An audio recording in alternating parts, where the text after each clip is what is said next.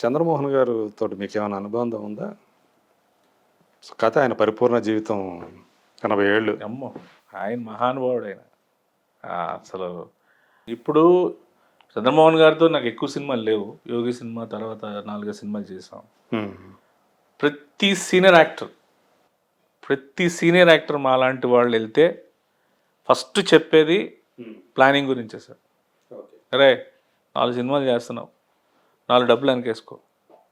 నువ్వు జూబ్లీస్లో ఇల్లు, అలా ఎక్కడో దగ్గర పెద్ద కారు, లేకపోతే అలా అక్కడ ఏమో పెద్ద ఫామ్ హౌసు మనకు సరిపోవు. నువ్వు ఉండడానికి నీకు ఇంత బ్యాలెన్స్ పెట్టుకొని వచ్చిన ఇంట్రెస్ట్తో బతకడానికి రేపొద్దున నీకు వేషాలు ఉన్నా లేకపోయినా ఎవరిని చేజార్చకుండా నువ్వు హ్యాపీగా చూసుకోవడానికి ముందు మార్గాలు చూసుకొని చెప్పడంలో ఫస్ట్ బ్రహ్మానంద్ గారు నాకు ఎప్పుడు చెప్తారు. ఆయన బ్రహ్మానందం గారు కాదు, వెంకటేష్ గారు అయితే అసలు ఏ రోజు ఒక గాసిప్ మా దగ్గర లేదు సార్. ఎప్పుడు వచ్చినా సరే, అరే ఆ నగేష్ వీడియోలు చూడు, ఈ మధ్య సంతానం ఒకడు వచ్చాడు, వాడు డిక్షన్ చూడు, కొత్తగా తమిళ్లో వాడు వచ్చాడు, వాడు నీ వాయిస్ బాగుంటుంది, ఆ డిక్షన్కి నీ వాయిస్కి మ్యాచ్ చేసుకుని ఏదైనా డైరెక్టర్కి వినిపించు, ఇట్లాగా మాకు సజెషన్స్ ఇవ్వడమే తప్ప టైం వేస్ట్ చేసుకొని నాది ఇది నేను అలాగా నాది అనేది లేదు సార్. అంటే మా జనరేషన్కి వచ్చేసరికి ఆ కల్చర్ లేదు. ముందు మైట్ బి ఎక్కువ ఉండేదేమో నాకు తెలియదు, కానీ అసలు మనల్ని చూసి ఇది తెంగరోడు, ఇది ప్లానింగ్ రాదు, ముందు ఇచ్చేయి. ఇప్పుడు వచ్చిన డబ్బులు వీళ్ళు ఎగ్గొడతారు, అప్పుడు ఇలా చేయి, ఇప్పుడు ఇలా చేయి, ఉన్నవి ఇలా దాచుకో, నీకు చేత కాకపోతే మీ ఆవిడకి అప్పు చెప్పు, లేకపోతే నువ్వు బయటికి వెళ్ళిపోయి 10 సినిమాలు ఉన్నాయి కదా అని విర్రవేక్కు, 11వ సినిమా నీకు తెలియకుండా ఆగిపోద్ది, అప్పుడు నువ్వేం చేస్తావు? అట్ ద సేమ్ టైం మన లైఫ్ కూడా నేర్పుద్ది. ఆ టైం వచ్చేసరికి మన జాగ్రత్త లేకపోతే కోవిడ్ లాగా టప్ అనిపోద్ది. ఎప్పుడు మనకి అవకాశాలు ఉంటాయో తెలియదు, ఎప్పుడు ఆగిపోతాయో తెలియదు. అందుకే ఇప్పుడు మీరు హై అన్నారు కదా ఇందాక, మీరు హై అనేది మనకి లేదు. ఏదైనా టేక్ ఇట్ గ్రాంటెడ్ అనుకున్న రోజు మీకు ఏ ప్రాబ్లం లేదు సార్. అలా గడపడానికి, జీవించడానికి ఇష్టపడతారు మీరు అంతే. ఇప్పుడు నేను మోస్ట్ వాల్యుబుల్ టైం మీకు చెప్పా, పడుకునే ముందు నా వైఫ్ మా and most excitement in the morning నా కార్ ఎక్కి మా డ్రైవర్కి పాపం ఎక్కడికి ఇష్టం లేకపోయినా వైల్డ్ మ్యూజిక్, పెద్ద మ్యూజిక్ పెడతా, దడ్డలు ఆడించుకుని షటిల్ కోర్టుకి వెళ్ళి ఫుల్గా అందరితో సరదాగా 6 గేమ్లు ఆడుకుంటాం. అందరు అసిస్టెంట్ కమిషనర్లు, ఐటీ కమిషనర్లు, పోలీసులు, ఎంటర్ప్రెన్యూర్స్, మా అలాగే యాక్టర్లు, అలాగ అందరం కలిసి వాళ్ళ క్యాడర్లన్నీ పక్కన పెట్టి 9 వరకు ఫుల్గా ఆడేసుకుంటాం. సో అక్కడ మెంటల్ రిలీఫ్ అనేది మీకు ఎంత ఉంటుంది? బాడీ స్వెట్ వస్తుంది, హ్యాపీగా ఉంటున్నాం, ఎవరి పనిలో వాళ్ళు వెళ్ళిపోతాం. అదే stress relief family. And morning స్ట్రెస్కి తావు లేకుండా ఎక్సర్సైజ్, సరదాగా. అదొక బస్టర్ అనమాట. అది సరదాగా కొట్టేసుకోవడం కాదు, సరదాగా. అదే వాళ్ళ దగ్గరికి వెళ్ళాక నేను నేర్చుకున్నాను.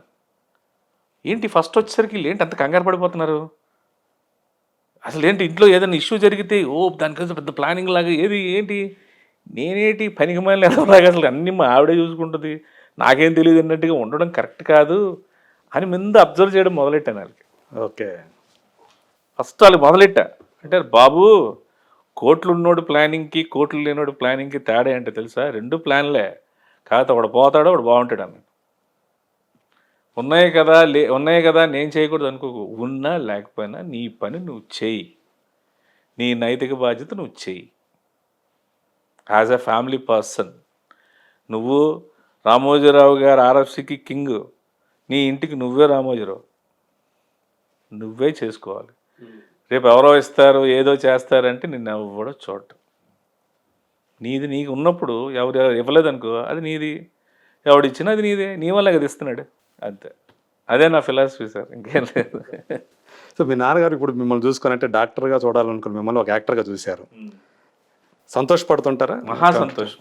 ఒకప్పుడు ఎర్రయ్య గారు అబ్బాయి అనేవారు, తర్వాత ఎంఆర్ఓ గారు అబ్బాయి అనేవారు, తర్వాత ఆర్డీఓ గారు అబ్బాయి అన్నారు. రే ప్రభాసి నా నాన్నగారు రా అంటున్నారు అని ఇప్పుడు అంటుంటే ఇంకా ఆయనకి అంతకన్నా. అండ్ హీ వాజ్, మొన్న ఆయనకి ఆపరేషన్ జరిగి బైపాస్ జరిగి అన్నీ జరిగినా now is very strength and very active, నాకన్నా యాక్టివ్ మా నాన్న. Because he enjoy the life. బాత్రూంలో పాటలు పాడుకుంటాడు చక్కగా, మా అమ్మతో కామెడీ చేసుకుంటారు, అఫీషియల్స్ పనిచేసేటప్పుడు వాళ్ళు నవ్వించుకుంటారు, ఆఫీస్లో పని చేసుకుంటా, వచ్చిన తర్వాత ఫ్లాట్లో కింద ఉన్న వాయిన్ సర్కిల్తో అందరితో సరదాగా ఉండి మార్నింగ్ వాక్ చేసుకొని అట్ ద సేమ్ టైం కూతురికి, కొడుక్కి, నాకు, ముగ్గురు ఫ్యామిలీస్కి, మా వైఫ్లకి, మా పిల్లలకి ఎప్పుడు ఏం ఫోన్లు చేయాలో చేసుకుంటూ అందరినీ ఇలా కెలుపుతూ ఉంటారు. ఎప్పుడో నేను వదిలేసిన ఫ్రెండ్కి కూడా నాయన బాగున్నావా, నాన్న ఫోన్ చేశారమ్మా నన్ను, నీ నెంబర్ అలా తెలుసురా, ఏమో నాకు తెలియదు, అరసూలుకి వెళ్ళారు, అప్పుడు నేను గుర్తొచ్చినట్టున్నా చేశారు. మళ్ళీ ఏ ఫోను ఈ ఫోన్లో ఫీడ్ చేసుకుని అన్ని బుక్ మీదే, తూర్తి గారు పలానా క్యూబ్ టీవీ ఈ నెంబర్ ఇది, ఏ టైంలో కూడా ఫ్రీగా ఉంటాడు రాసుకుంటాడు ఆయన.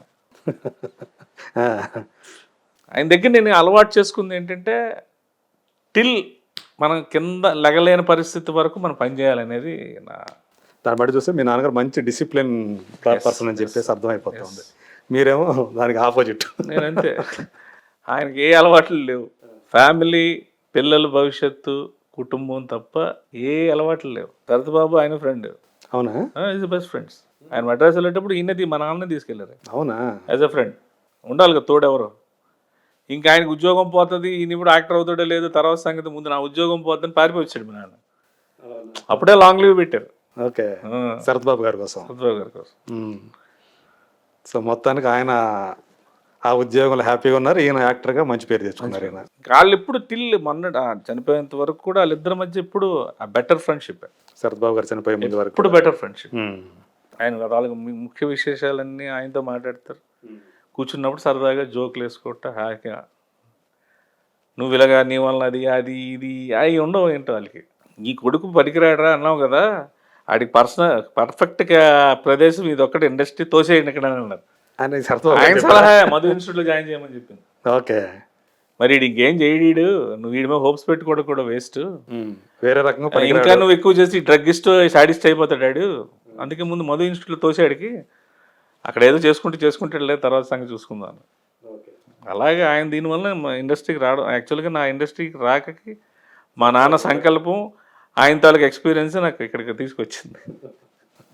ఓకే, సో ఇప్పుడు మిమ్మల్ని మీ విజయ్ గారు నమ్ముతారా? మిమ్మల్ని నమ్ముతారా? మీరు అన్ని మానేశారు కదా, నమ్ముతారా? ముందు నుంచి నమ్మకమే, బట్ ఫికిల్ మైండ్. నేను ఇప్పుడు మూర్తి గారు నాతో చక్కగా మాట్లాడారు, అది ఉండదు.